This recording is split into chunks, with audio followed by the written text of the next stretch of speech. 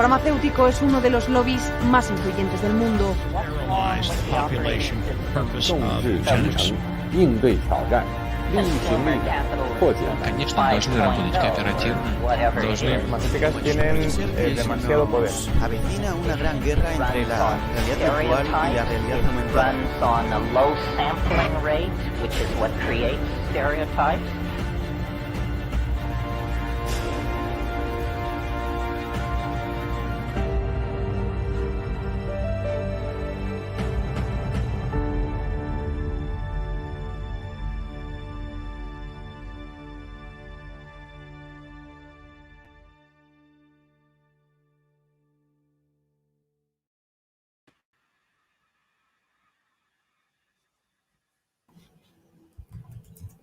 Hola a todos, ¿cómo están? Muy buenas tardes. Bienvenidos a esta nueva entrega de Humo y Espejos.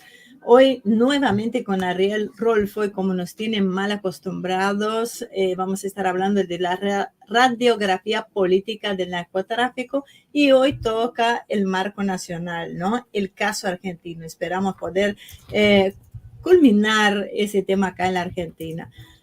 Un aviso nomás, las cotorras están en silencio, así que hablemos bajito a pesar de que mi vecino está con la música alta. Hoy es feriado nacional, es carnaval, así que aunque en la Argentina no se festeja como en Brasil, son 2 días de feriado. No quisieron dar feriado largo por el Jueves Santo, pero sin carnaval son 2 días. Así que son los tiempos que corren, señores. Así que bueno, un aviso nomás para aquellos que les molesta. Ayer les molestaron mucho, las cotorras estaban muy como buenas cotorras, ¿no? Haciendo su ruido, haciendo sus gritos. Y algunos me dejaron los comentarios de que era molesto este ruido externo. Les comento algo, señores. Nosotros desde el 2020 nos reconvertimos en un canal virtual, nos volcamos a las redes. Nosotros estuvimos en el canal del Senado de la Nación y el TLB1, el canal de la Universidad Nacional de La Plata, donde de ambos lugares nos rajaron, obviamente, justamente por este discurso que no coincide con el discurso de los grandes medios hegemónicos de comunicación. Por supuesto, todo eso está hecho a pulmón, la parte técnica la manejo yo, toda la producción de ACTV, Marcelo se ocupa de los contenidos y acá estoy a 4 manos viendo los mensajes de ustedes. Ya veo ahí nuestro querido Alberto Gal, de un gran colaborador y quien ha hecho posible que tengamos este espacio, esta oficina, donde podemos emitir con ustedes, con los ruidos de la cotorra, con el gato, con el perro, pero no deja de ser nuestra casa. Juan Noya, querido, un miembro del canal que colabora con ACTV también. Así que Carlos Dancuba, muy buenas tardes. Lilia Juárez, Giuseppe Facio. Andrea Ortega, querida, espero que estés mejor. Un gran cariño para vos. Fuerza que todo va a salir bien, si Dios quiere. Mónica, ¿qué quiero decir con esto? Es que, señores, no se enojen si no tenemos un equipo técnico profesional, porque normalmente los que se enojan son los que no colaboran con ACTV. Quieren todo. Quieren calidad de sonido, calidad de imagen y además la excelencia en contenido. Lo último es lo único que le podemos dar con mucha intensidad, porque esta información no la van a encontrar en otros medios, los grandes medios hegemónicos de comunicación. Prueba de ello es, por ejemplo, este curso de formación en geopolítica que estamos por arrancar en marzo. Hoy el mundo está cambiando, nos está cayendo este sistema, está cayendo el imperio estadounidense y Rusia está moviendo, al igual que China, hacia un mundo multipolar.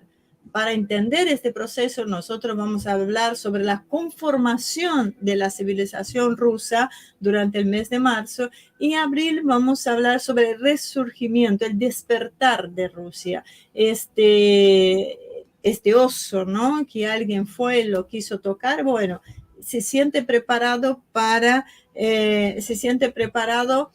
para hoy ser uno de los líderes dentro de este marco multipolar. Entonces, este contenido, como les decía, ustedes solamente lo van a encontrar acá.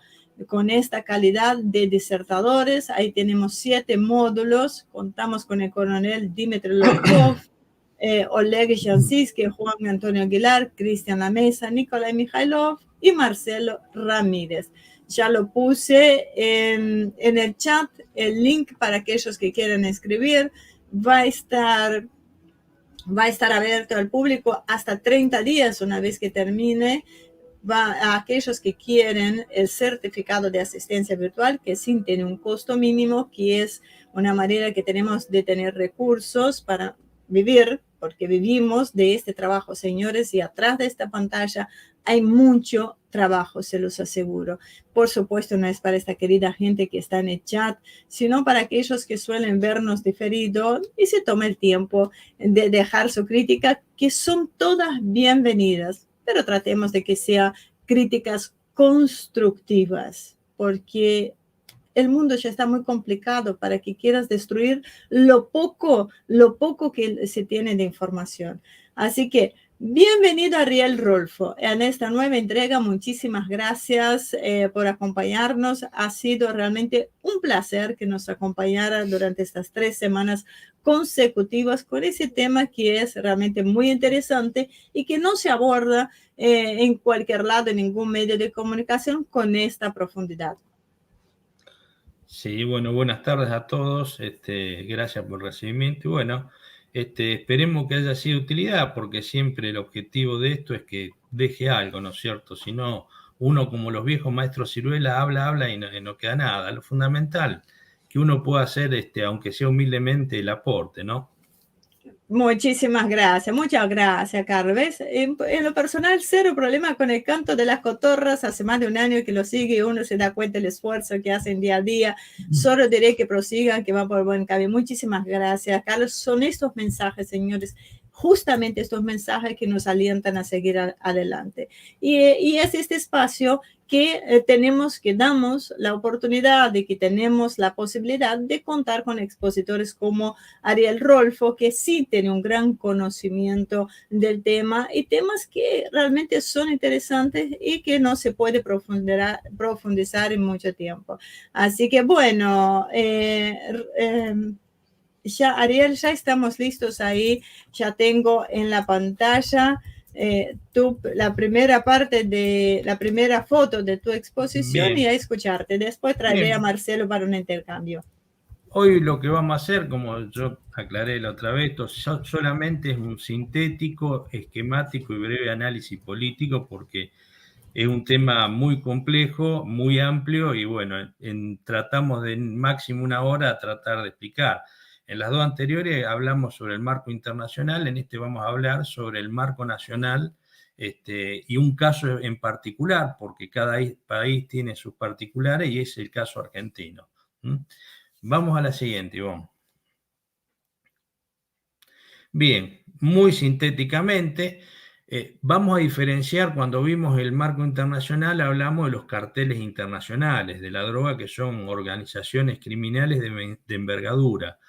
A nivel local, generalmente en estos países y en particular en la Argentina, las organizaciones criminales relacionadas con la droga generalmente son clanes familiares o grupos organizados con sus dealers, sus soldaditos, pero básicamente el núcleo suelen ser clanes o grupos pequeños.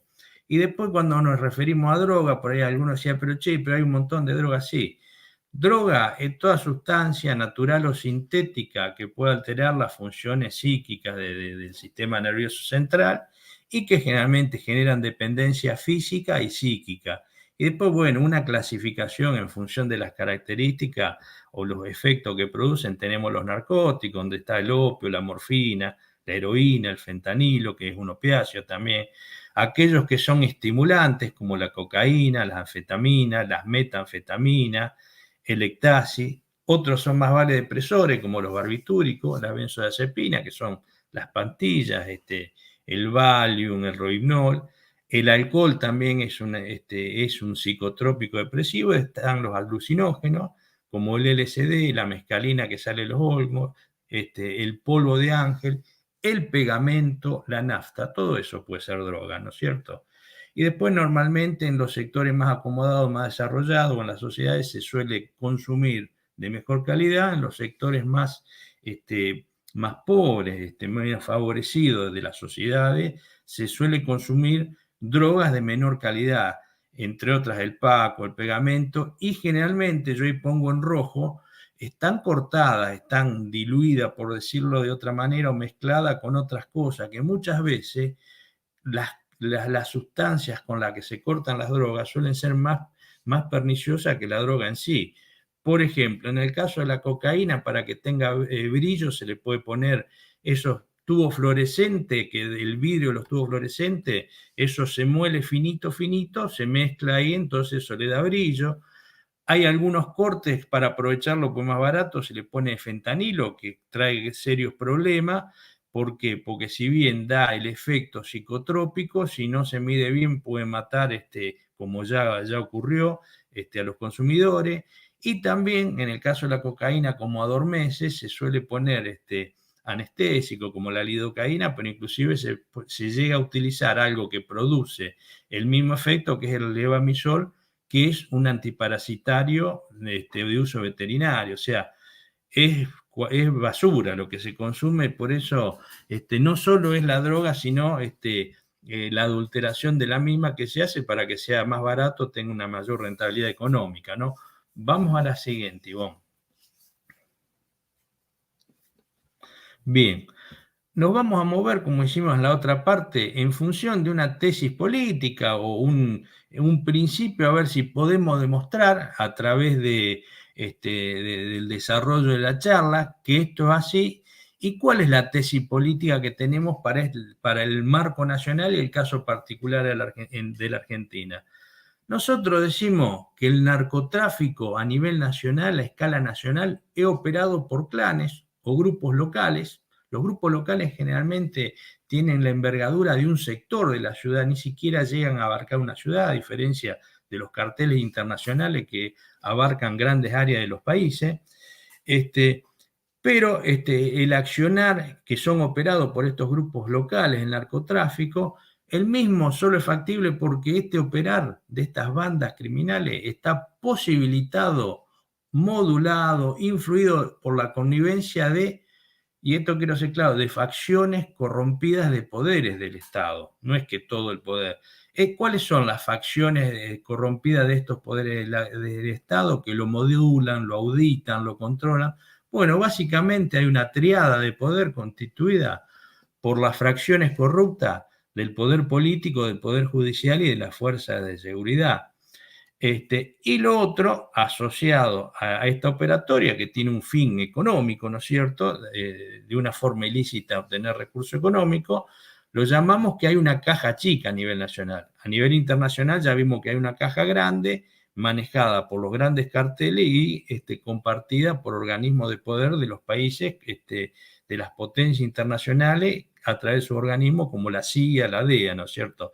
A nivel nacional hay una caja chica que es el producto económico del narcotráfico a nivel local, donde en países como la Argentina tiene como principal beneficiario, por supuesto, a los grupos de narcotraficantes locales, pero también participan de ese narcotráfico, de ese beneficio económico, esa triada de poder, de las facciones corrompidas del poder judicial, del poder político y de las fuerzas de seguridad, donde dentro de las fuerzas de seguridad tenemos la policía, tenemos la que custodia frontera como gendarmería, tenemos prefectura, y también, muy importante, el servicio penitenciario, que también actúa dejando operar, usando celulares a los narcotraficantes presos, ¿no?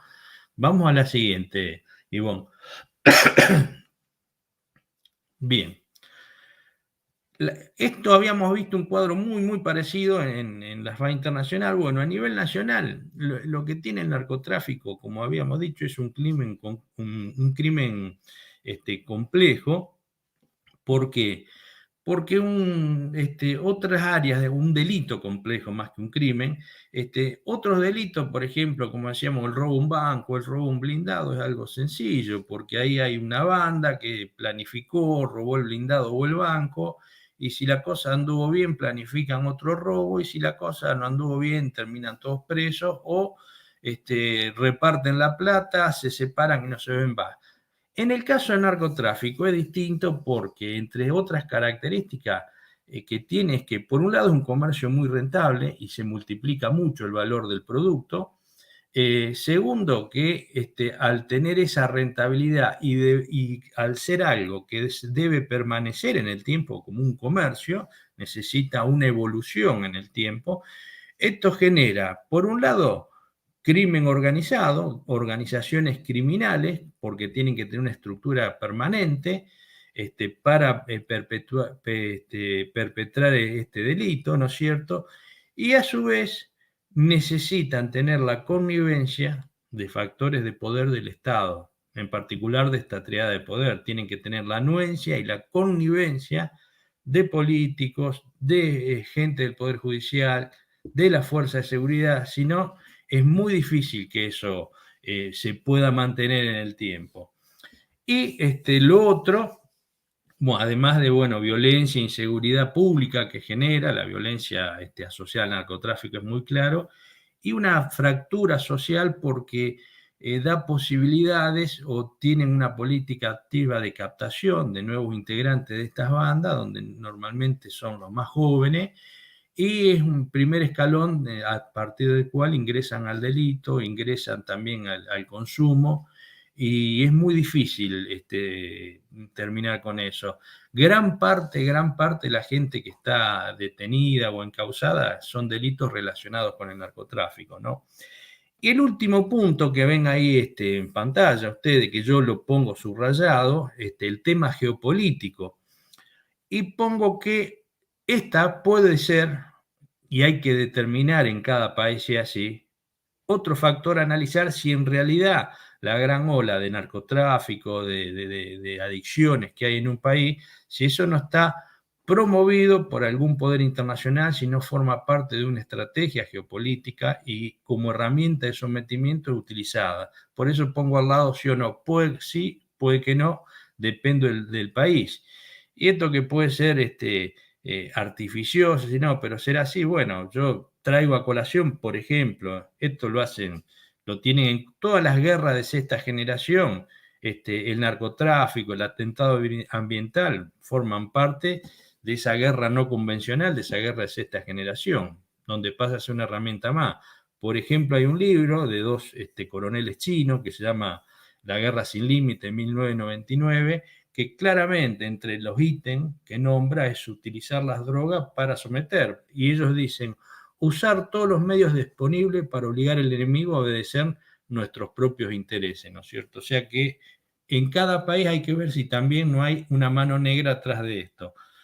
Vamos a la siguiente, Ivonne. Bien.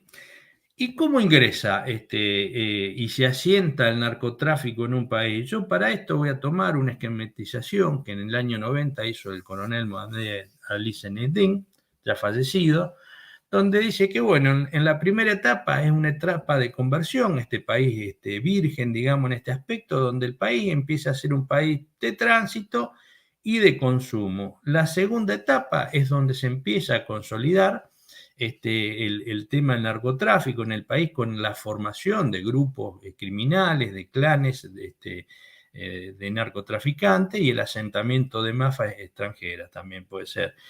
Y la tercera etapa ya es cuando se consolida y se instalan las cocinas, la elaboración de sustancias, donde además de la producción ocurre que hay muchos subproductos que se venden al consumo que son sumamente dañinos, que es el caso del Paco, ¿no es cierto?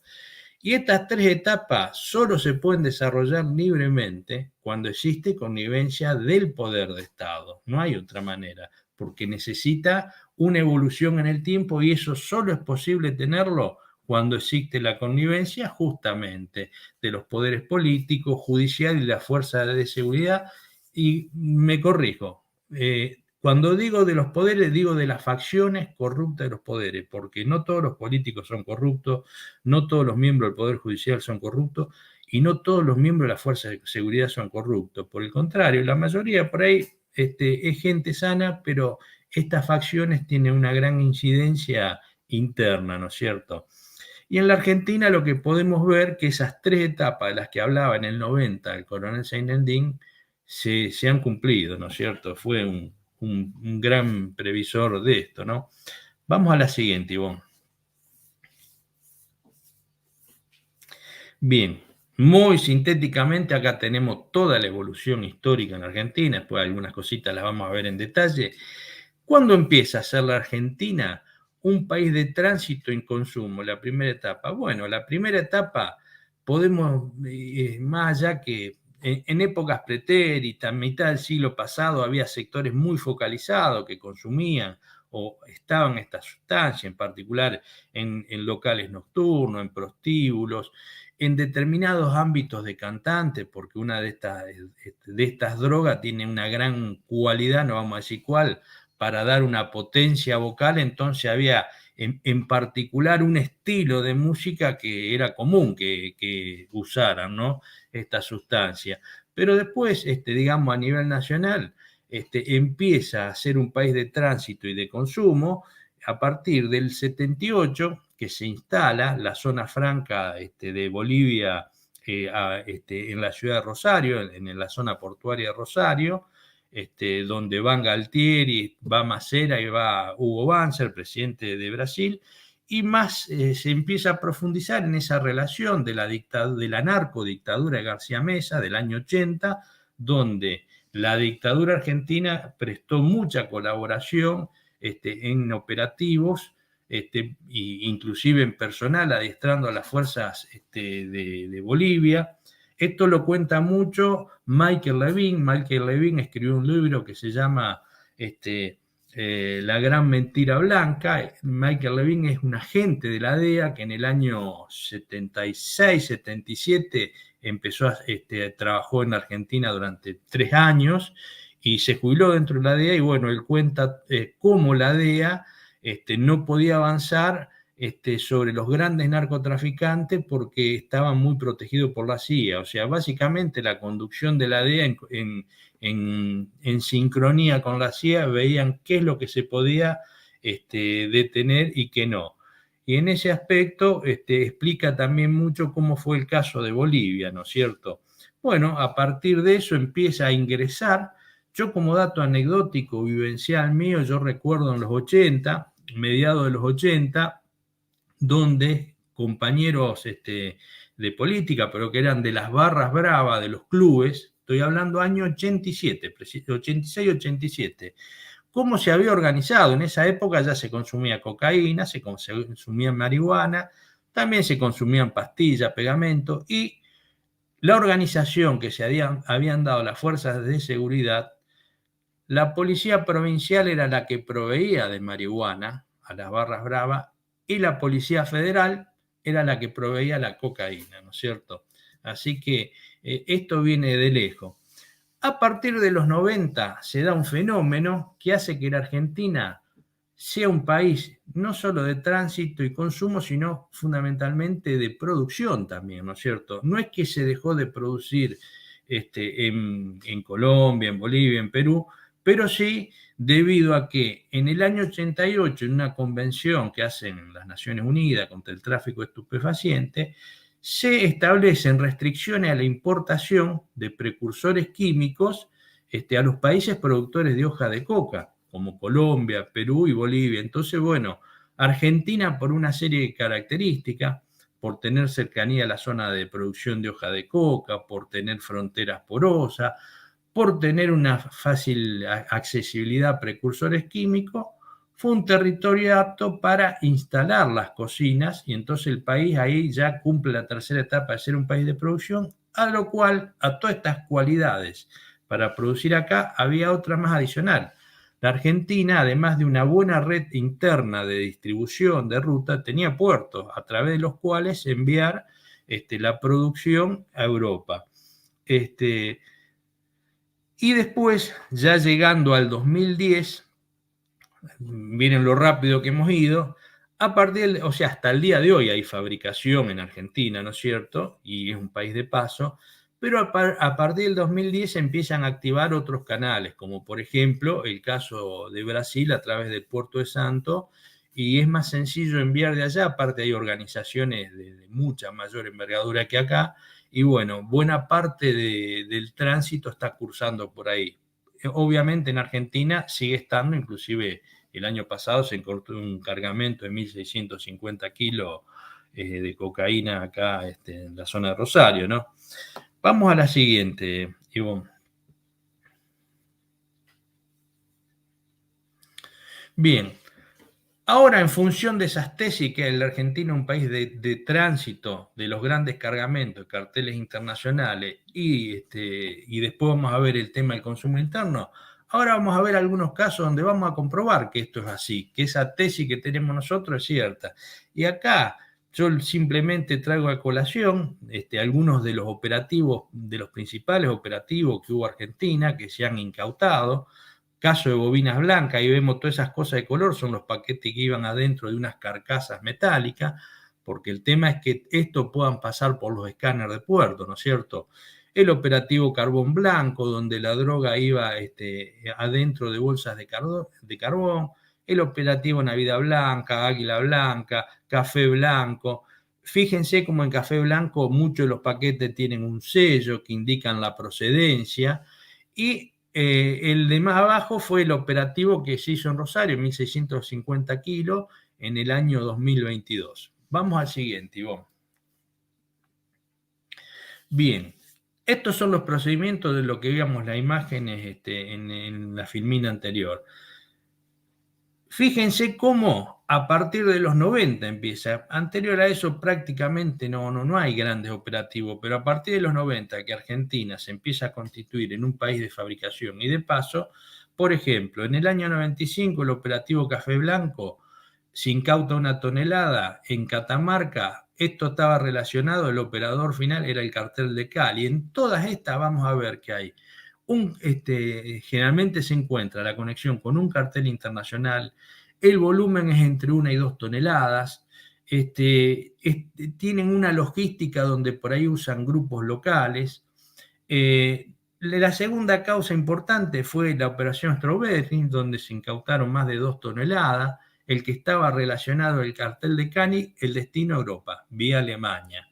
Esta causa tuvo una particularidad, no solo fue la más grande, sino que en esta causa hubo 16 imputados donde quedaron los 16 absueltos, ¿no es cierto? No fue nadie preso por esta causa, por procedimientos mal hechos. Bueno, lo que se evidenció en este proceso, que había gente de la Policía Federal, de la Policía Provincial, había miembros de la CIDE, había políticos involucrados que condicionaban de arriba la cosa, e inclusive el juez de instrucción de la causa de San Isidro, que fue Roberto Markevich, este juez después fue destituido con el tiempo. O sea, hay grandes poderes que evidentemente no se querían que se supiera quién eran los responsables, tal es así que ninguno fue preso por esto, ¿no?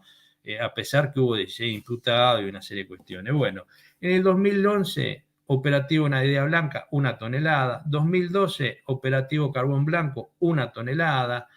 2017, el operativo Bobinas Blancas, 2 toneladas en Bahía Blanca. Ya acá, operado por un cartel mexicano y grupos locales que daban la logística. Destino, nuevamente, Europa. Argentina, fundamentalmente, no envía a Estados Unidos. Lo que va a Estados Unidos, en particular cocaína, va vía México o vía Colombia. Argentina, por la ubicación que tiene, privilegia acá el envío a Europa.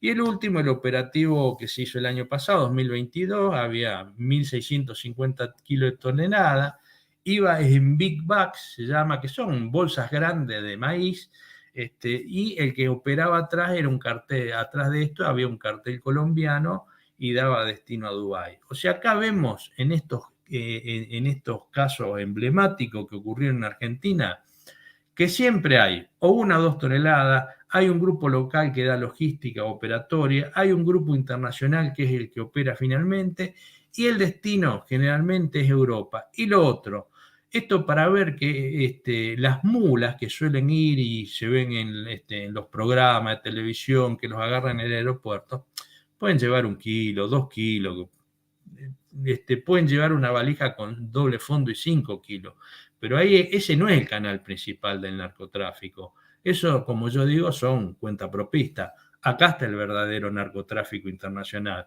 y acá es donde hay muchas autoridades involucradas, ¿no es cierto? Vamos a la siguiente, Ivonne. Bien, bueno, esto es muy sintético, esto para ver las rutas internacionales, cómo desde el sur se va a Europa, desde el lugar, desde Colombia, México, se envía a Estados Unidos.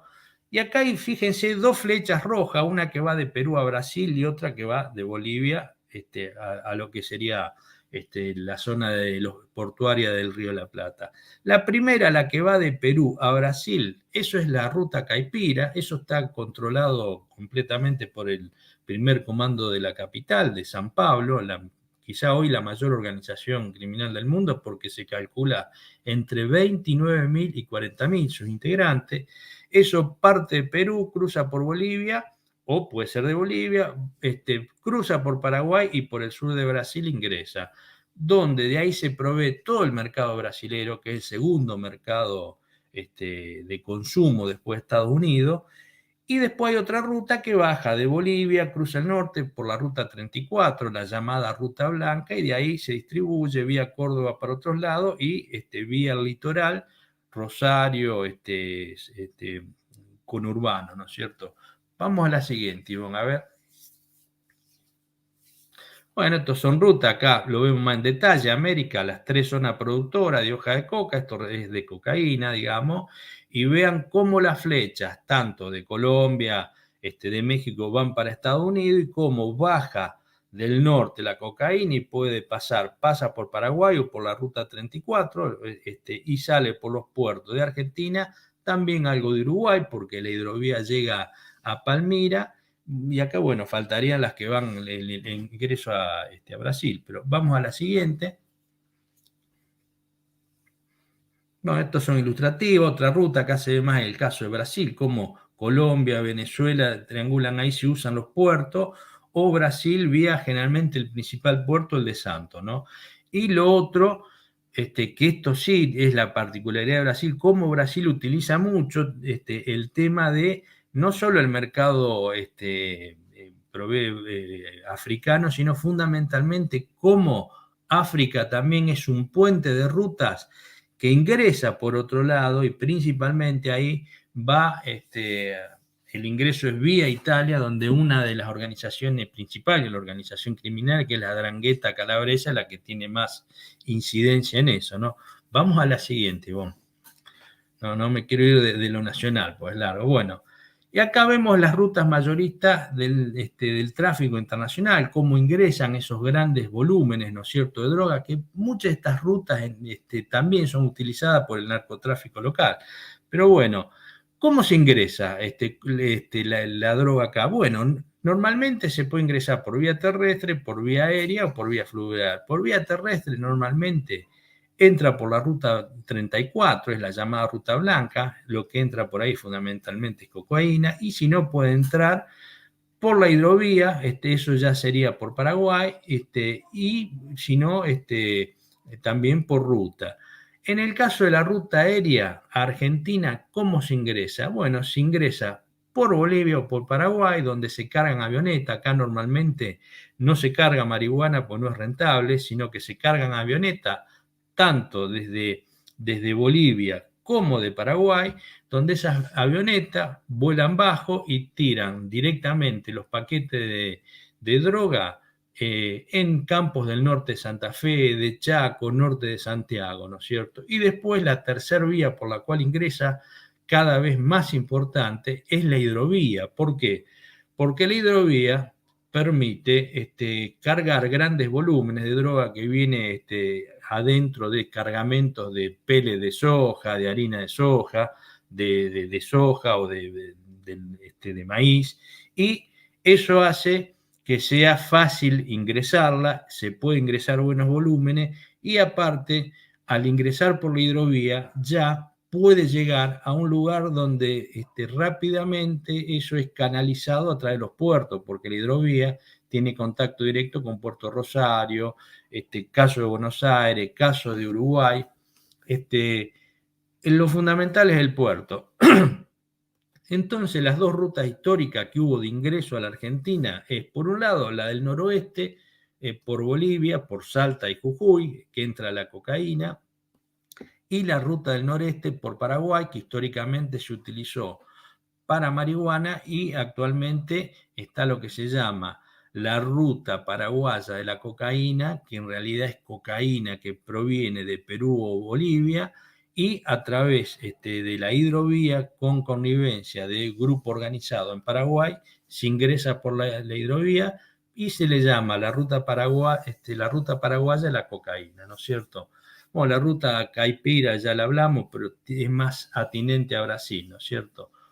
En el caso del noreste, la marihuana, bueno, después lo vamos a ver, esto llega y también por vía terrestre, marihuana, cocaína, previo paso por Córdoba, después vía Mendoza, vía Neuquén, ingresa al mercado chileno. Vamos a la siguiente, Ivonne.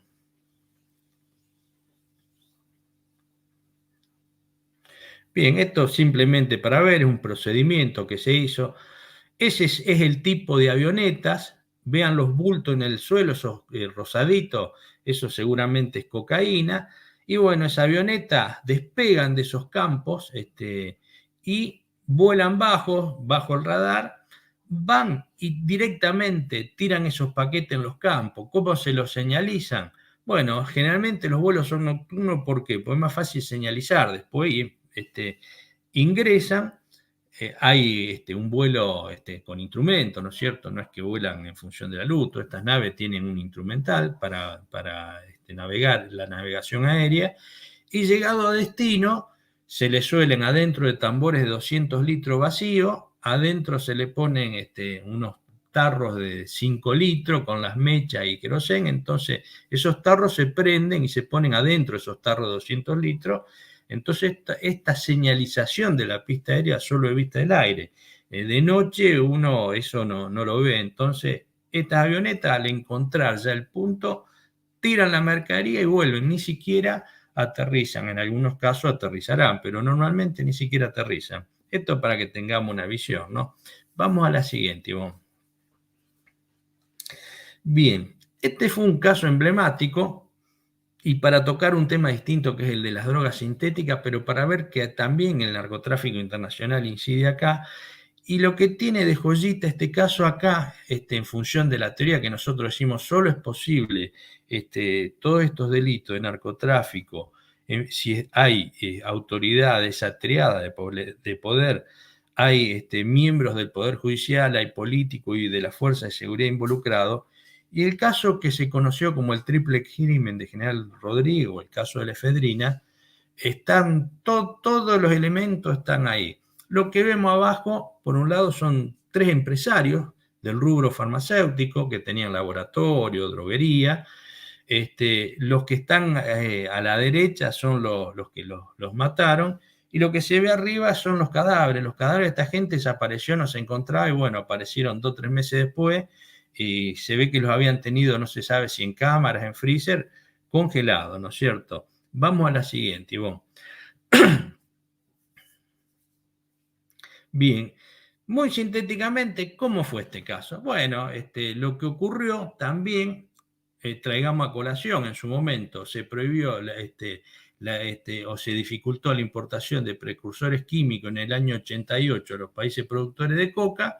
Entonces, como era dificultoso, buscaron la Argentina, que era más fácil porque esas leyes donde se dificultaba la importación de precursores químicos no estaba, era mucho más lábil. Acá ocurrió algo parecido. En el 2006, el presidente de México, Felipe Calderón, prohíbe la importación de efedrina. La efedrina es la materia prima con la cual después se producen las metanfetaminas.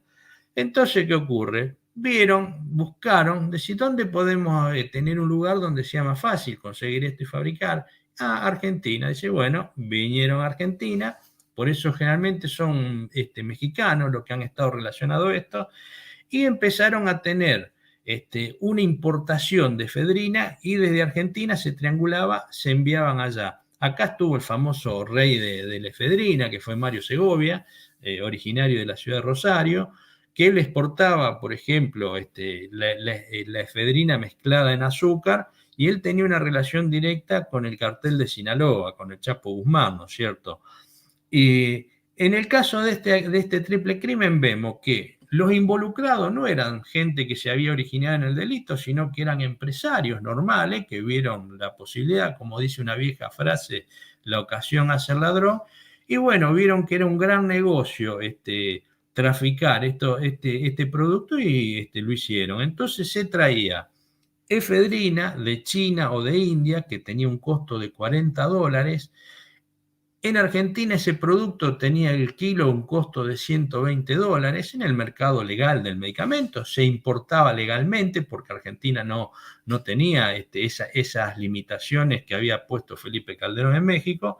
Y después acá sí, desde acá se triangulaba, no era un país sospechoso porque Argentina no producía efedrina, entonces se mandaba enmascarado en cualquier exportación comercial efedrina. El valor de esa efedrina que se compró a $40, que en el mercado legal de acá valía $120, en México valía $10.000 el kilo. Esto es lo que muestra la gran rentabilidad que hay en el mundo del narcotráfico, porque es un delito que termina desplazando a otro y que cuando hay continuidad inevitablemente se forman estas organizaciones criminales, ¿no es cierto? Vamos al siguiente, Ivonne. ¿Y qué es lo que se ve en este caso en particular? Que por un lado la participación de estos organismos del Estado, que forma parte de nuestra tesis de trabajo, fue necesaria y estuvieron involucrados en dos cosas. Estuvieron involucrados en el crimen y también estaban involucrados en el negocio. En el crimen, lo que se vio en los juicios y todo, bueno, que los nexos de los autores materiales e intelectuales del triple crimen son múltiples con policías provinciales, policías federales, agentes penitenciarios, yo no sé si se acuerdan, o los que son de acá, que fue para un fin de año, que se habían escapado de la penitenciaría en provincia de Buenos Aires, los terminaron agarrando en la provincia de Santa Fe, donde empezaron a haber problemas y disidencia entre las autoridades políticas nacionales y provinciales. Estaban involucrados servicios de inteligencia, hubo políticos municipales, provinciales y nacionales, y hubo jueces y fiscales. O sea, acá se ve que quedaron con las manos manchadas. Pero a su vez no es que quedaron manchadas porque eran delincuentes, sino porque querían encubrir el negocio que había donde también estaban todos involucrados. En todas las esferas y niveles de este negocio, se puede observar la activa participación de policía, de agente de inteligencia, funcionarios judiciales y políticos en todos los niveles, y también de algunas áreas de gobierno, por ejemplo, la aduana y el Cedronar, que ellos deberían haberlo detectado. Para los que no son de Argentina, el Cedronar es el organismo entendido en todo el tema de droga, y la aduana. Y bueno, acá en este caso se vio y saltó, y por los nombres que circularon en los juicios y todo, que acá había esa triada que llamamos de poder, de las facciones corruptas del Poder Judicial, Poder Político y Fuerza de Seguridad, estuvieron involucradas. El proceso judicial demoró 14 años. Se ve que no querían que surja porque tenían miedo qué es lo que podía saltar de ahí, ¿no es cierto? Y bueno, demoraron en 14 años en acomodar las cosas. Y la resolución de esto, que esto da, después para si en otra oportunidad hacemos un debate, cómo abordar el problema del narcotráfico, las soluciones, que acá esto no se resolvió por la represión, la prohibición, sino que esto se solucionó en gran medida. Como yo digo, la solución del narcotráfico es o parte a partir de una decisión política de alto nivel de terminar con ese flagelo, ¿no es cierto? Si no está esa decisión a los más altos niveles políticos, es imposible que se resuelva. Bueno, acá esto generó tanto escándalo que, bueno, se aplicaron las modificaciones normativas necesarias, ¿no es cierto? Y a partir de ahí dificultaron enormemente, o hubo un control de la importación de estos precursores, y se terminó el problema, porque esto duró 3-4 años, ¿no es cierto? Y esto lo copié yo. La última parte dice, una vez más, como muestran dos casos muy emblemáticos, como el alcohol y el tabaco, no ha sido la guerra, la persecución y el prohibicionismo las que procuraron las soluciones o minimizaron los daños, sino que fue la regulación modulada de la sustancia.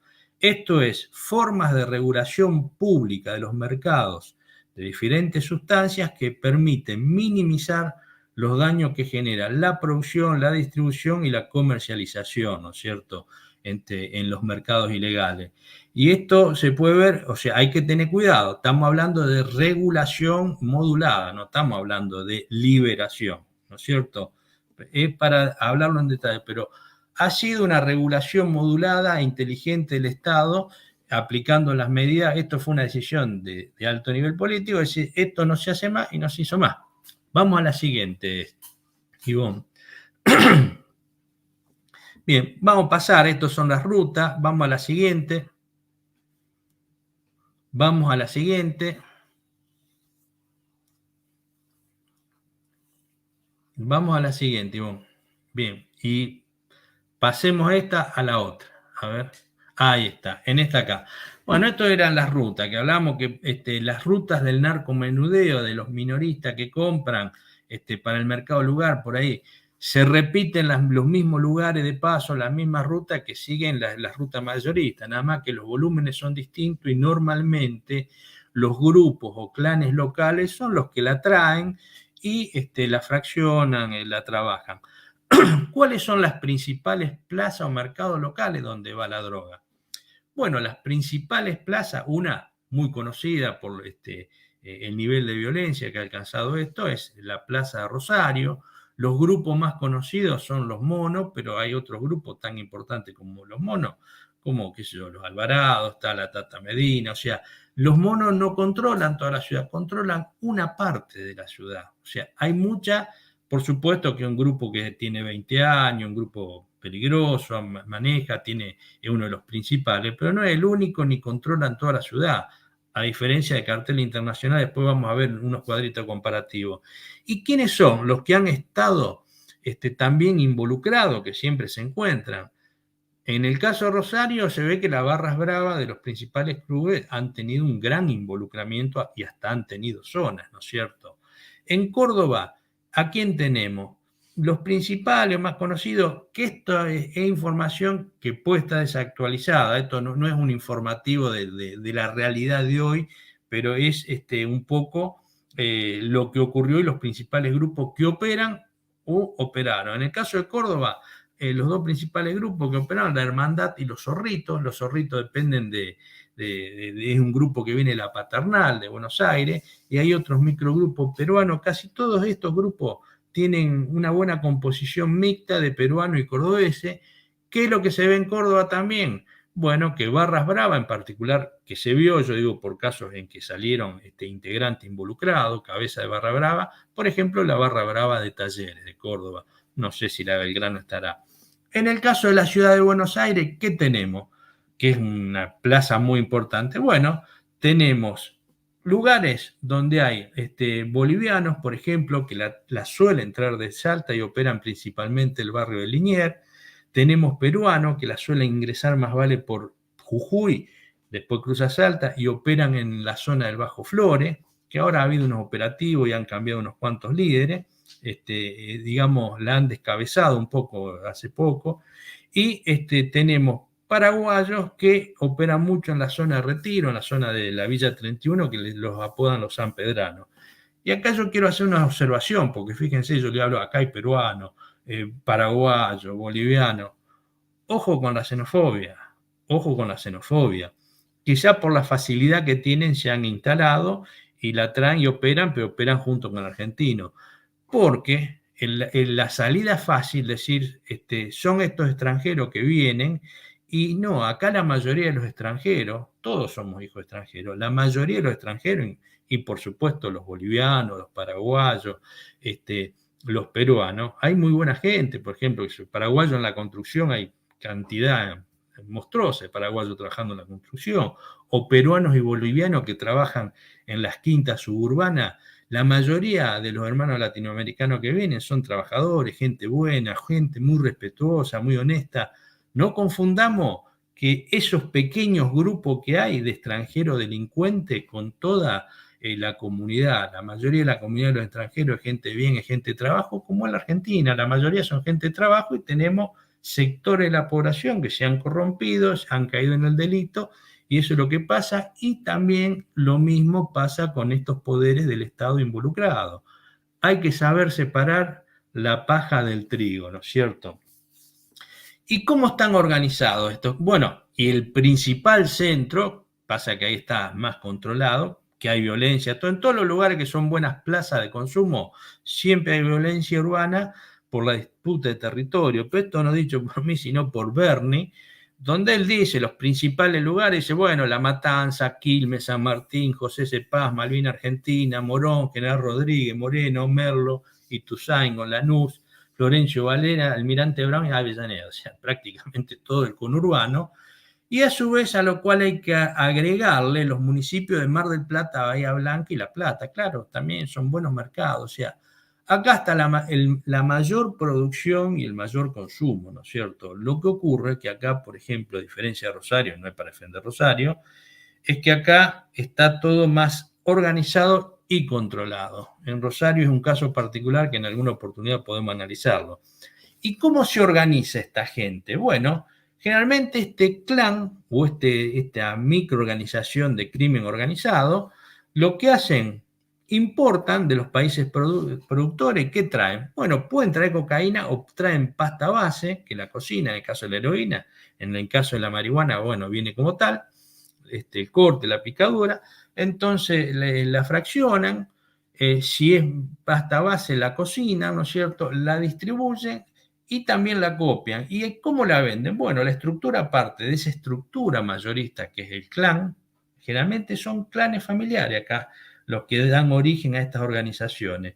Y a su vez tienen los dealers o los punteros, que son los que venden en distintas zonas, que puede ser una villa, puede ser en un barrio, puede ser en un Fonavi, donde estos dealers tienen los soldaditos que los custodian y a su vez tienen algunos que hacen de campana, que avisan o cruzan un móvil si hay una intervención y avisan si está la gorra, como dicen, ¿no es cierto? Si hay algún operativo que ven. Y a su vez tienen su brazo armado, que suelen ser los sicarios o los gatilleros, que también defienden la zona. Vamos al siguiente, Ivonne. Bien, y acá un poco rápidamente para que veamos, esta fue la red Itatí, esto es en la ciudad de Itatí, en Corrientes. Fíjense, acá hay miembros, hay concejales, no sé si era el intendente, hay jueces, fiscales, hay fuerzas de seguridad involucradas, pero esta es la cabeza del grupo. Fíjense que un grupo, 20 personas, son así los grupos en general que existen de narcocriminalidad en la Argentina. No hay organizaciones muy grandes. Vamos al siguiente, Ivonne. Fíjense, este es el famoso grupo Los Monos. Tenemos del padre, el viejo cantero, a los hijos. El que está a la izquierda acá solo es el pájaro cantero que lo mataron, ya hijo del viejo. Después pasó a Guillermo Cantero, Ariel Guille Cantero, ¿no es cierto?, que está preso.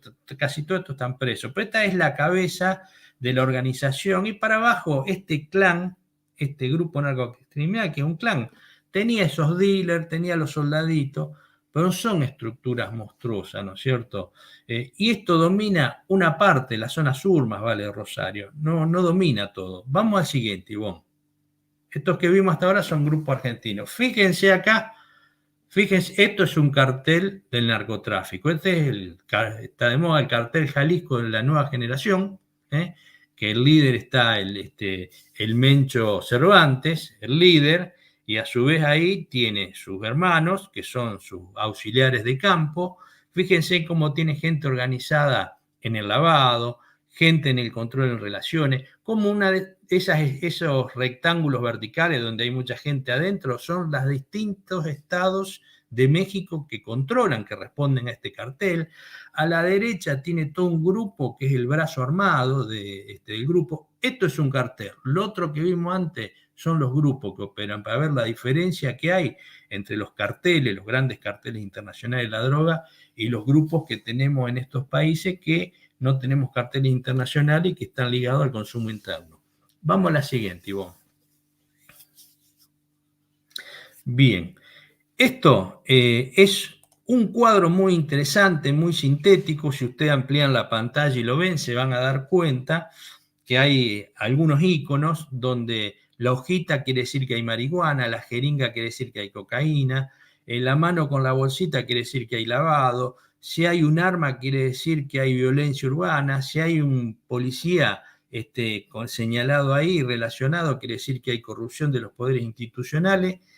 Ustedes vean el cuadro, yo se lo voy a ir relatando, vos dejale ese cuadro, Ivonne, yo voy a ver un segundito, si llegamos al cuadro ese, y yo le voy a ir relatando un poco cómo es. Ese cuadro básicamente es una síntesis muy buena, yo le he agregado algunas cosas a esa síntesis, pero esa síntesis la elaboró un diario muy importante, La Voz del Interior de Córdoba, y lo hizo en base a datos reales de fuentes judiciales, de fuerzas de seguridad, investigadores, especialistas, donde ahí se ven claro en ese cuadro, no solo cómo se organizan, sino que ahí se ve que hay involucramiento de esa tesis que tenemos, que esto solamente es factible si hay sectores institucionales, en particular del Poder Judicial, del Poder Político, de las fuerzas de seguridad involucrados.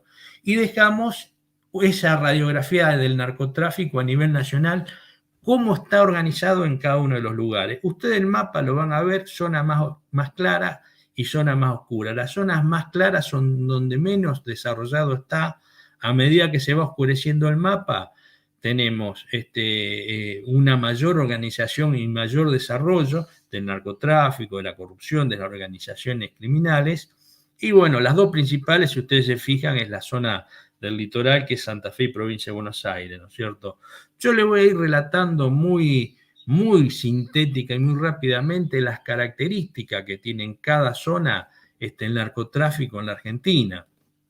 Por ejemplo, la zona del noroeste, Salta, Jujuy, Tucumán, ahí tenemos que hay microtráfico, hay paso obligado, ahí está el contrabando hormiga, la gente que llega, cruza con el bagallo, la frontera a pie, o el chancho que le llaman, y ahí adentro traen, ¿no es cierto?, de a 1 kilo, 2 kilos, 3 kilos de droga que van pasando. Eso se puede acopiar para un cargamento grande y exportarlo, pero normalmente así es como pasan la droga o disimulada en las estructuras de los autos o en los camiones que pasan la frontera para las organizaciones o los clanes familiares del narcotráfico, ¿no es cierto? El nivel organizativo que hay en esa zona básicamente son clanes familiares, el más conocido, el del Delfín Castedo, el conocido como un patrón del norte, durante 25 años dominó mucho esa zona, tenía un campo de 25.000 hectáreas, directamente del otro lado pasaban a su campo y de ahí lo enviaban, ¿no es cierto? En esta zona no se ve que hay infiltración de fuerzas de seguridad y del Poder Judicial. Aquí ya vemos una evidencia de lo que decíamos, y no se advierten niveles alarmantes de violencia. ¿Por qué? Pues no es una gran zona de consumo de alta densidad poblacional donde hay que disputar el territorio. ¿Qué hay en esta zona también? Bueno, en esta zona es una zona que hay cocinas, también se elabora cocaína, y desde ahí quizás el método más elegido es, ellos llaman envainar los autos, donde la droga viene disimulada o bajo los asientos, en la carrocería o adentro del tanque de combustible. Vamos a la zona del nordeste, que es la zona de Formosa, Chaco, Corrientes, Misiones. Bueno, eso es la frontera con Paraguay. Ahí históricamente hubo tráfico de marihuana a gran escala, que la marihuana normalmente viene por tierra, no por vía aérea, pues no es rentable traerla por aire. Y también ahí las organizaciones que hay en toda esa zona tienen una característica particular. Hay muchas organizaciones que son transnacionales, donde hay organizaciones donde hay argentinos, paraguayos, inclusive en algunas brasileros, muchos relacionados, hay mucha incidencia del primer comando de la capital en Paraguay. De eso, en Paraguay se calcula que hay entre 3.000 y 4.000 integrantes paraguayos que están relacionados en forma muy directa con el primer comando de la capital. Inclusive uno de ellos se denomina que es una estructura accesoria al primer comando del norte, ¿no es cierto? Que una de sus cabecillas está preso. Y aparte son verdaderas organizaciones criminales donde el narcotráfico es un delito más, porque una forma de llevar adelante el delito es a través de organizaciones criminales, que pueden tener distintos delitos. Estas son organizaciones criminales polirrubro, donde el narcotráfico es una más, pero son organizaciones que también se dedican al contrabando de mercadería, cigarrillos, por ejemplo, armas, autos. Muchos de los autos robados se canalizan y van, muchos, como muchos saben, a Paraguay, se cambian, algunos vuelven, otros no. Hay tratas de personas a través de la frontera, en particular para la prostitución. Y en esta zona tampoco vemos un nivel de violencia elevado. ¿Por qué? Bueno, pues no hay un gran mercado de consumo, no hay disputa de territorio y no hay. Vamos a la zona de Cuyo y Centro, ahí tenemos la ciudad de Mendoza, que ya es un centro urbano interesante. Mendoza mucho es un lugar de tránsito para Chile y plaza de consumo de marihuana y cocaína. ¿Por qué? Porque a Chile va mucha marihuana y también cocaína, ¿no es cierto? El comercio está manejado también por clanes familiares. Se estira mucho el tema de la venta a través de kioscos de la droga. El narcotráfico es una economía de subsistencia en crecimiento. Y bueno, lo que se está viendo, como es un centro urbano interesante, que va increciendo la violencia urbana. Después acá en la región centro tenemos la segunda ciudad del país, o la tercera, que es la ciudad de Córdoba. Acá ya Córdoba sí, ya es un nudo clave de comunicacional para la distribución de droga, porque es un centro comunicacional de ruta a todo el país. Por ahí pasan grandes cantidades de droga, marihuana, que normalmente la marihuana vía Mendoza o vía Neuquén se introduce en Chile, por supuesto la cocaína también. Está manejado mucho por clanes familiares también, donde algunas microorganizaciones peruanas tienen existencia, como vimos la Hermandad, los Zorritos. Acá sí vemos una violencia asociada a las drogas, porque al ver un gran mercado de consumo hay disputa territorial entre las bandas, ¿no es cierto? Donde hay asesinato, narcosecuestro, y hay 63 barrios de la ciudad atravesados en distintos grados por delitos relacionados con el narcotráfico, ¿no? Acá sí ya encontramos corrupción de fuerzas de seguridad y de los organismos judiciales, y hay lavado de dinero, pero que no se controla mucho. Vamos a las... no, quédate ahí vos. Vamos a la zona pampeana, ¿no es cierto?, del litoral. Acá tenemos la muy promocionada Chicago, Argentina, que es Rosario. En Rosario sí, como es de claro conocimiento, hay una alta tasa de violencia, generalmente por disputa de territorio. Además de la disputa de territorio, el problema de violencia es que como se han descabezado en gran medida estas bandas, han quedado bandas menores que están tratando de asentarse y disputando territorio banda con banda, pero a su vez acá hay un problema que se ha desjerarquizado, la policía se ha desestructurado en parte, donde mucho han tenido que ver el manejo político que hay, porque la policía en última instancia, por un lado es un auxiliar de la justicia, depende del Poder Judicial, pero por otro lado está manejada por el poder político. Bueno, todo eso ha hecho una combinación que termina en una violencia terrible. Mueren aproximadamente 200 personas por año, ¿no? En lo que va del año ya han muerto ahí 400 asesinatos ligados al narcotráfico. Bueno, la ruta de salida acá, ¿qué es lo que tiene de interesante Rosario para el narco? También que, bueno, es una zona de puerto, es fácil que llegue la droga, es fácil que salga. Acá hay una alta corrupción de esos sectores, se ha visto, hay muchos casos, y vemos en otra oportunidad en detalle la realidad. Bueno, acá desde gente de la Corte Suprema, fiscales, jueces, ministros de seguridad, comisarios generales de la policía que han estado involucrados, inclusive algunos encarcelados, políticos, hay senadores, diputados.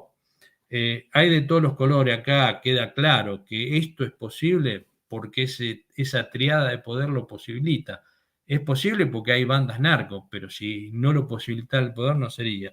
En el caso de la ciudad de Buenos Aires, bueno, respecto a Rosario, respecto al lavado de dinero, acá sí hay lavado de dinero importante, acá hay grandes bases bancarias por todo el tema de la exportación de grano, ¿no es cierto? Y acá sí han caído o han sido atrapados conocidos dueños de financieras, ¿no es cierto?, de casas de turismo, y están presos. En la ciudad autónoma de Buenos Aires, ¿qué es lo que se ve? Bueno, en la ciudad autónoma de Buenos Aires hay producción y distribución de drogas, hay involucrados argentinos, peruanos, paraguayos, bolivianos, hay cocinas en asentamientos manejados por estos grupos en Ciudad de Buenos Aires. Bueno, la pasta base ingresa de Perú, de Bolivia. Además, la cocaína y la marihuana, ¿qué hay? Como también Rosario. Hay pacos, donde hay cocina de pasta base para fabricar cocaína. Hay paco, porque es como un subproducto muy dañino para la salud y genera unas adicciones terribles y aparte muy asociado con la violencia porque hay una gran enajenación mental, ¿no es cierto? Los niveles de violencia que hay son elevados, claro. La disputa de territorio entre las bandas del territorio por el consumo es importante. Vamos al sector que es el más importante, el más grande, que es el conurbano bonaerense.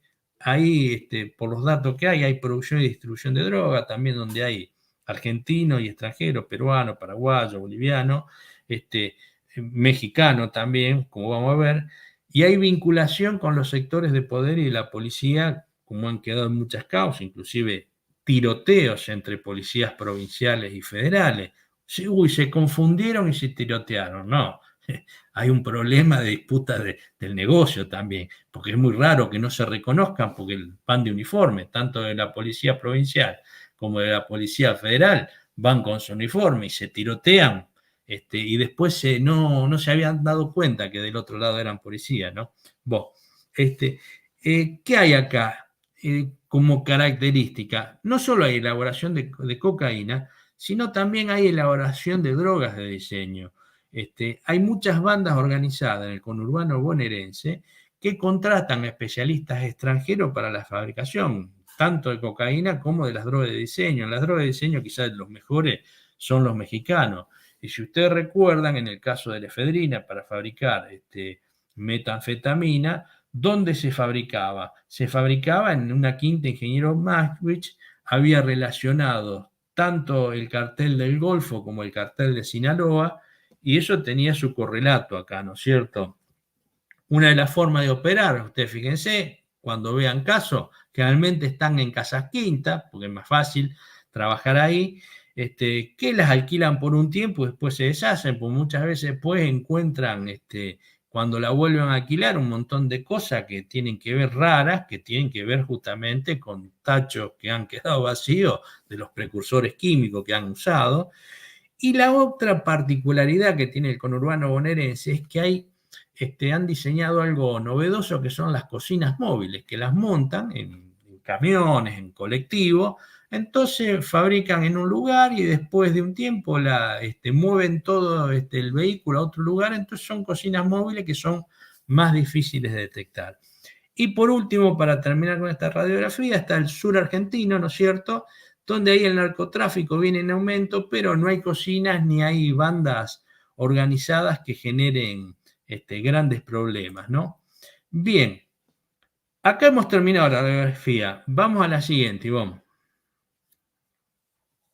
¿Cómo andamos de tiempo, Ivonne? ¿Tenemos 10 minutos más? Sí, en 10 minutos podemos cerrarlo. A ver, dale para adelante. Esto es una síntesis, después si ustedes lo quieren ver, es lo que yo estuve hablando recién. Le dejé el mapa para que sea más fácil ubicarse. Sigamos adelante, Ivonne, a ver la próxima. Bien. Esto no lo vamos a ver, yo tengo un desarrollo de un caso especial, que es el caso Rosario, pero no lo vamos a ver hoy. Sigamos adelante. Otra más. Esta es la zona, como verán los monos es una zona y muchos otros. Otra más, Ivonne. Otra más, eso de Rosario todavía. Bien, vamos a la siguiente. Bien. Esto es una síntesis del marco nacional, lo que estuvimos hablando ahora. ¿Qué es lo que vimos? Esto es una ayuda. Bueno, vimos que hay delitos asociados con el narcotráfico, hay lavado de dinero, hay soborno a autoridades políticas, judiciales y de fuerzas de seguridad. Muchos de estos datos están sacados del Procunar, que es la Procuraduría del Narcotráfico, que depende de la Procuraduría de la Nación, ¿no es cierto? Hay crimen organizado, hay violencia urbana, hay sicariato, hay secuestro, narcosecuestro, extorsión. Todo esto porque una organización criminal es una organización que gana dinero a través del delito, donde el narcotráfico después termina siendo uno más. En la Argentina, dice, más que carteles proliferan los clanes. Esto también lo hemos visto, que en general no hay carteles, sino que hay grupos o clanes familiares asociados. Entre las estadísticas, 4 de cada 10 causas iniciadas en la justicia federal en la Argentina son delitos relacionados con la narcocriminalidad. Estos son datos del Procunar. Anualmente en la Argentina se calcula que se consumen 13 toneladas y media de cocaína, 185 toneladas de marihuana. Fíjense qué importante, es mucho más importante el mercado de la marihuana que el de la cocaína, ¿no? A esto hay que sumarle pastillas, un montón de cosas. El mercado de consumo local de estupefacientes en la Argentina, esto sí está más o menos calculado, son 1.100 millones de dólares, estos son datos del 2018, y el narcotráfico, lo que yo digo, es un problema de decisión política donde se debe ver fundamentalmente dos aspectos. El aspecto político-social y el aspecto social-sanitario, ¿no es cierto? Que son los problemas considerados. En el aspecto político-social, los problemas que generan son violencia urbana, corrupción de poder del Estado, asesinato, sicariato, crimen organizado, perversión de grandes capas de la población que los ingresan al consumo y a estas organizaciones criminales. Y a su vez, en lo social y sanitario, hay grandes problemas de salud de las adicciones que tienen un origen policausal, no es tan sencillo, que donde, digamos, en realidad la droga viene a ser una especie de bastón químico que utiliza el individuo para poder transitar en la vida o para poder soportarla, ¿no es cierto? Vamos a la siguiente, Ivonne. Bueno, esto ya entramos a análisis, propuestas y soluciones, también tiene mucha densidad, pero vamos a ir rápido. Básicamente, en el análisis lo que hay que reconocer es que las políticas llevadas adelante hasta ahora, con la guerra a las drogas, que empieza en la época de Nixon, ¿no es cierto?, reprimiendo solamente el crimen organizado como acción principal, no ha servido para morigerarlo, ni mucho menos.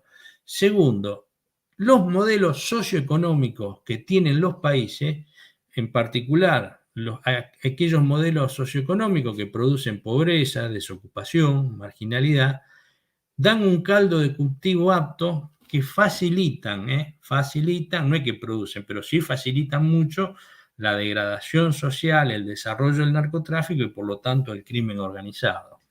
Lo otro que vimos es que el núcleo soporte del narcotráfico que lo posibilita reside en esa triada de poder de las facciones corrompidas del poder político, del poder judicial y de la fuerza de seguridad. Tercero, los clanes y los grupos narcos locales, más allá de su impronta propia, de su iniciativa que la tienen, no es que ellos piden permiso a esa tríada de poder, ellos actúan y después ven cómo negocian. En última instancia, más allá de su impronta propia, son modulados y controlados por esas facciones corrompidas, por esa tríada de poder. Y después algo que sí, no hay que atacar el lavado de dinero. Lo que yo digo en el análisis es que los financistas, las mesas de dinero y los bancos que actúan todo el sistema de lavado de dinero solo son canales necesarios e importantes para el blanqueo y la circulación del dinero sucio.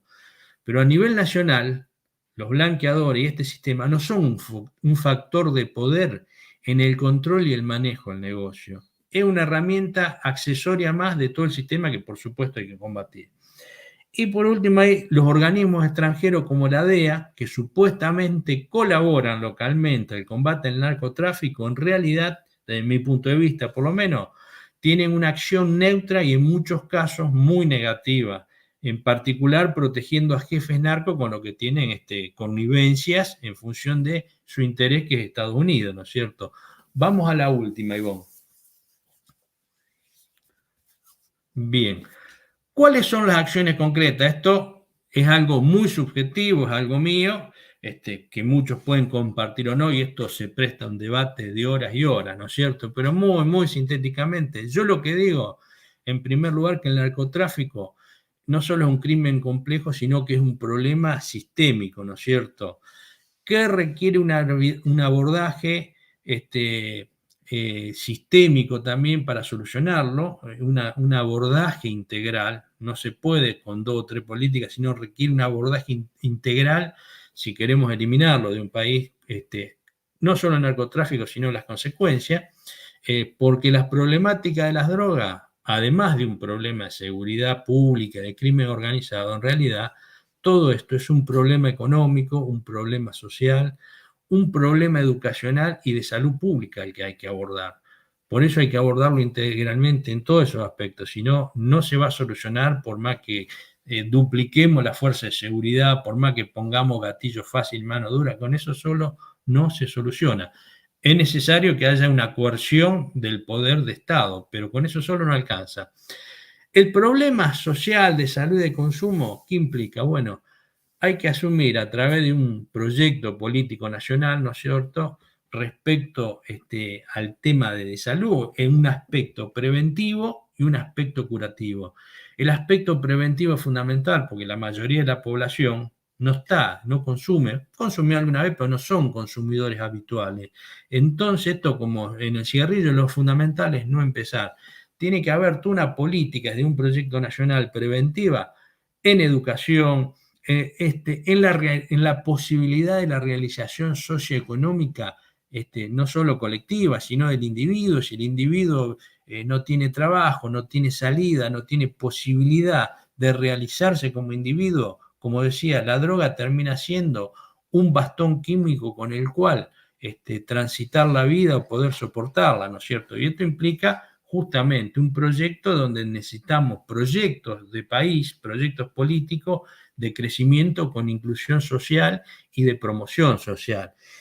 Y a través de la educación, de los medios de comunicación, de las políticas culturales, hay que transmitir valores comunitarios positivos de la vida, objetivos válidos, saludables, que permitan que el individuo en comunidad se desarrolle. Si no tenemos todo eso, si no le damos, como diría Viktor Frankl, que un hombre fue uno de los principales psicólogos, psiquiatras que hubo en Austria, él estuvo en campos de concentración, desarrolla una corriente donde dice el hombre en busca de sentido, el hombre si no tiene proyecto, no tiene un sentido en su vida acá, y es lo que él vio en los campos de concentración. ¿Quiénes sobrevivían? No sobrevivían los más fuertes, sobrevivían los que tenían alguna motivación, que esa es la otra palabra, hay que estar motivado en la vida, los que tenían una motivación para sobrevivir, por más que no eran los más fuertes físicamente, son los que sobrevivieron, mientras que otros fuertes cayeron psicológicamente, se deprimieron y bueno, murieron en los campos de concentración. Y en el aspecto curativo, y esto puede ser muy polémico, lo que yo digo, sería necesario instaurar un modelo de abordaje al adicto, esto para los que ya son adictos, un modelo de abordaje al adicto, por un lado que no lo criminalice, para que el mismo sea permeable ¿a qué? A la acción amigable del Estado. Y el Estado solo tiene que tener una política de cómo recuperarlo al adicto, que es muy difícil, pero a su vez si todo el entorno, lo que decíamos anterior, no está, pues si esa persona cayó en la adicción porque, bueno, se deprimió, no tenía trabajo, y bueno, si lo recuperamos, después lo tiramos a un medio socioeconómico donde nuevamente no puede conseguir trabajo, no puede realizarse, y bueno, tiene un alto riesgo de volver a caer. Pero instaurar ese modelo de abordaje al adicto, en el aspecto del problema que es, decimos que un problema político que requiere principalmente para su resolución, esta es la condición principal, una decisión política de alto nivel que con un enfoque sistémico establezca un plan que combata este flagelo atacando integralmente el problema, principalmente el núcleo corrupto de poder que lo posibilita. Pues esa decisión, y después vemos 3 casos donde demostramos que si está la decisión política se puede llevar adelante y se puede acabar con estos flagelos. el segundo paso, una vez que se tomó esa decisión política de alto nivel, se requiere como condición necesaria una acción represiva y depurativa sobre las facciones corruptas de las fuerzas de seguridad del poder político y del poder judicial. Acá, si no se pasa a la zaranda y se limpian las manzanas podridas que están dentro del sistema, va a ser muy difícil. Y como tercer escalón, ya teniendo los dos, más allá que esto hay que llevarlo todo junto a la vez, ahí sí hay que reprimir y anular en forma continua y permanente el accionar de las organizaciones criminales, de las organizaciones narco, en todos los ámbitos donde actúan, en el contrabando, en el ingreso, en el transporte, en la elaboración, en la venta, en el lavado activo. Hay que dar una guerra integral. Ahora necesitamos todo lo otro demás, porque si únicamente hacemos esto, que es necesario e indispensable, no lo vamos a acabar. Si no hay una decisión tomada de alto nivel, va a ser difícil. Y acá, ya para terminar, yo doy 3 ejemplos ilustrativos, en esto quiero ser cuidadoso. Son 3 ejemplos no para imitar, no para copiar. ¿Por qué? Porque son acciones que se llevaron en determinados ámbitos y en determinadas realidades, y aparte porque, bueno, quizás se han llevado de una forma, con metodologías que son cuestionables, criticables, quizá en algunos casos condenables. Por eso digo, el objetivo de estos 3 casos que yo demuestro que cuando políticamente a alto nivel se toma una decisión se puede cambiar esas realidades, es posible, pero siempre que se tome esa decisión política de alto nivel.